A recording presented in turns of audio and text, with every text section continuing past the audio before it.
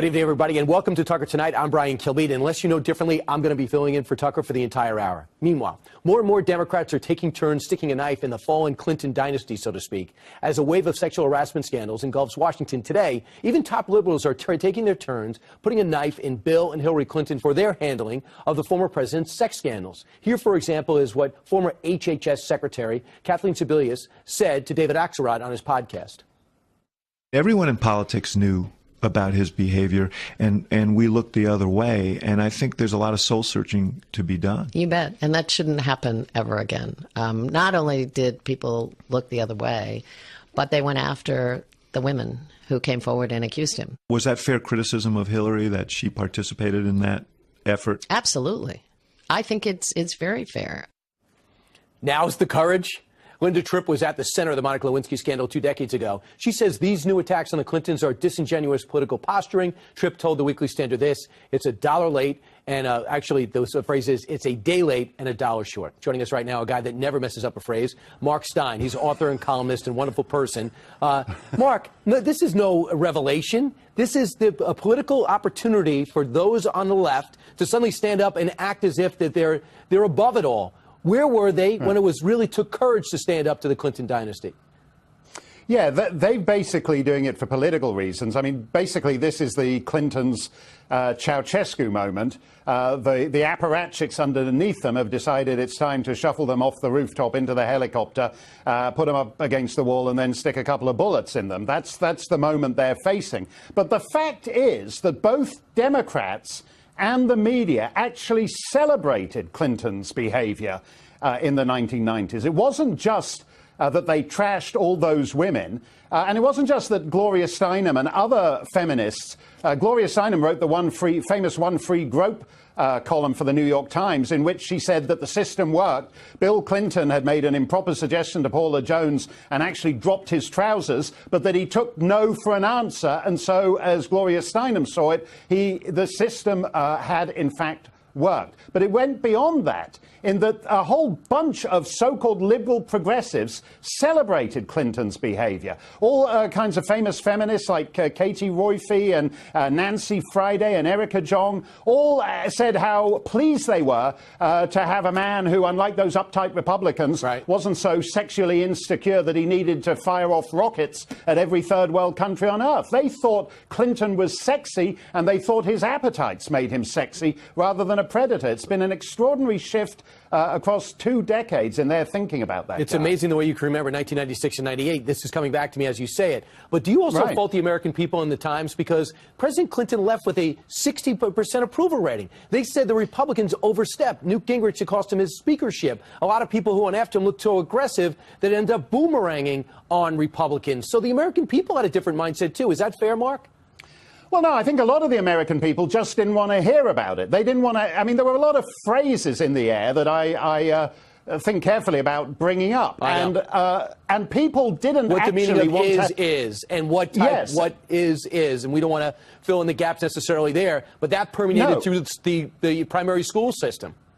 That's right. And I think a lot of people just actually wanted to put their hands over their ears and say, no, I can't hear you. And I think the Democrats, in that sense, the lesson learned was that if you brazen it out, you will succeed. And that brazening had consequences all the way to last year's election. Because the only reason Hillary Clinton was a presidential candidate is because of the deal she did with Bill Clinton in 1998 and 1999, that if she didn't do what most self-respecting women would do and walk out on that guy, there would be a reward for her in the shape of a Senate seat in a state she'd never lived in, which led to her becoming Secretary of State, which led to her becoming presidential nominee. But the fact of the matter is that feminists threw away 40 years of hard work by standing by Bill Clinton. There was the famous Nina Burley line in that she'd gladly perform various services on him in exchange for keeping abortion legal. In other words, to the liberal progressives, 20 years ago, the end justified the pants dropping. And you can't blame Harvey Weinstein and Al Franken and all the other guys for learning the lesson of that. I think it's ends justifies the means, but the pants, I see the insertion there. So, Mark. I got that phrase wrong, just like you did at the top of the hour. All right, listen, you don't have to keep bringing up my mistakes. debates. I'm probably not going to make another one until at least 2020. Mark, so Okay. let's game plan this out. Hillary Clinton's not going anywhere. And Philip Reines, the longtime aide, went back at Kristen Gillibrand, the senator who really looked at Hillary Clinton as a mentor. She took Hillary Clinton's seat. When she called out Hillary Clinton, Philip Reines went back. So the Clinton camp went back at those attacking her. Are we going to see a Democratic civil war? And then who will be left standing at the end? Well, it's not going to be the Clintons. I mean, you know, basically, I said it was the Ceausescu moment. If they're not actually going to be put up against the wall, it's something closer to like Robert Mugabe in Zimbabwe. There's like a little period of uncertainty, but basically people are figuring out that the future does not lie with these two people. When you had the big 25th anniversary party just last week, the fact of the matter is that that's the only relevance that Bill Clinton has to today's politics is the fact that there is that suddenly sexual harassment has actually become a burning topic in Washington and in Hollywood and even at PBS. And the fact of the matter is that he got away with it because he was brazen. Most people would have slunk out of public life in shame. And if you're wondering why Charlie Rose is walking around naked, when you have a president in the Oval Office who is a serial predator, why shouldn't some schlub of a host at PBS think he can get away with it too? Wow, that's a huge leap because Bill Clinton had his transgressions. Charlie Rose dropped his pants. That's what I'm going to leave Mark Steyn with on the Friday edition of Tucker Tonight. Mark, either you were very quiet during Thanksgiving, and this is you opening up your spleen for us, or everyone was eviscerated at your table at the Steyn house on Thanksgiving. No, sorry. I'm a fortnight late and a farthing short, Brian. I think that's the phrase you were looking for. All right. Hey, enough phrases for today. Mark Steyn, for the power vested in me, you can go about your weekend now. Developing tonight, Donna Brazile is not done. The former DNC chair now speaking out about what really happened during the 2016 campaign, and she has made it very clear that the Clintons and her party played a big role in their defeat. Her new target for the Democrats' demise? Former President Barack Obama. Watch. Was he good or bad for the country, and was he good for the African-American community? He was fantastic for the country. That's another reason why I stepped up to become chair of the Democratic Party. But, Judy, when you lose 900 legislative seats, I'm not blaming him for all 932 legislative seats, all 60-some-odd House and Senate seats, 11 gubernatorial races. But this happened under his watch. It is the responsibility of the president, when he's a Democrat, to help the Democratic Party. President Obama, Michelle Obama, we all missed him in the White House, but we have to rebuild the Democratic Party, and that's what I hope to do as well. Woo! She's torching everybody. Here now, David Wall. He is an attorney and conservative commentator. Michael Starr Hopkins is a Democratic strategist who served on both the Obama and the Clinton campaigns. Thanks to both of you for joining us. Thanks, Michael, Hi, Melissa. I'll start with you. Is she right? Yeah, I mean, absolutely. The president was a great president and great for America, and he also. Yeah. But he also, he didn't grow the Democratic apparatus. And that was a choice that he made. He ran as an outsider when he ran for president. He had first Obama for America, and then he shifted to Organizing for America. And that's how he ran, and he was successful in doing it. So now we have to rebuild the party. David, that's not exactly what she said, though. I mean, what she said is when you're a very popular president and you're out there, but then everyone else in your party gets torched and loses their seat in historic numbers during your reign, there's something going on. And if it happens on your watch, it is at least partially your fault. Yeah, and bravo, Melissa, to Donna Brazile. She was in the eye of a corrupt political hurricane, and she had the tremendous courage to report via her book what she experienced. And yes, Barack Obama did tremendous damage to the party, from his favoring the coastal elites over middle America, for his disdain for law enforcement, for his funding the world's foremost sponsor of global terror, Iran, his damaging the relationship with Israel, on and on and on. And he did this damage, and the Democrat Party's response to the damage that he's done is to lurch further to the left. It makes no sense to anyone. I have liberal friends. They can't figure it out. But the reality is, well, hold on, Mr. Trump benefited from this big time.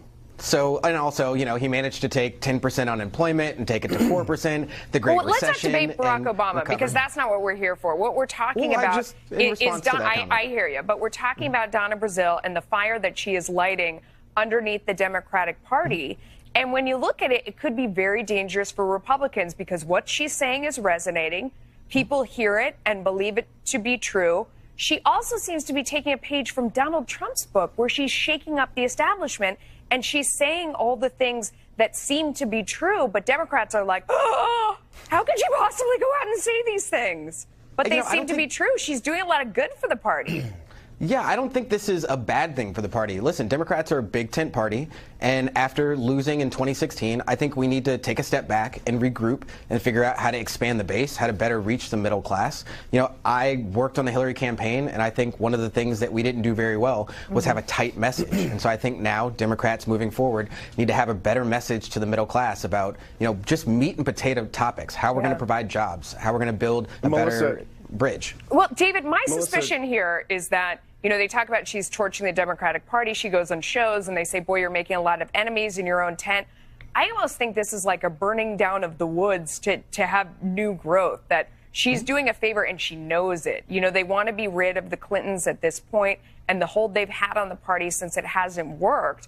I mean, maybe she is doing the DNC's work for them intentionally and they know it. What do you think? Well, I don't think they get it because their response, as I said, is to move further to the left. But she has taken a page right out of Donald Trump's playbook, in that she has grabbed political correctness by the scruff of the neck and body slammed it. They don't like this honesty. They don't like her talking about the corruption, the email corruption, the corruption of obstruction of justice regarding what the FBI was seeking, the server inside her home that ended up having 33,000 emails deleted. It doesn't seem like they're responding. Donna Brazile is doing them a tremendous favor. She's rolling out the red carpet, but they're just not taking it. I'm sure the Clintons don't like it. I'm not sure about the new part of the party, Michael. I mean, this is the kind of talk that would inspire those Bernie Sanders followers. She's also selling a book, and she's making it very enticing by throwing out all this dirty laundry that people suspected. And now she's confirming it. I mean, do you think it's all about the book?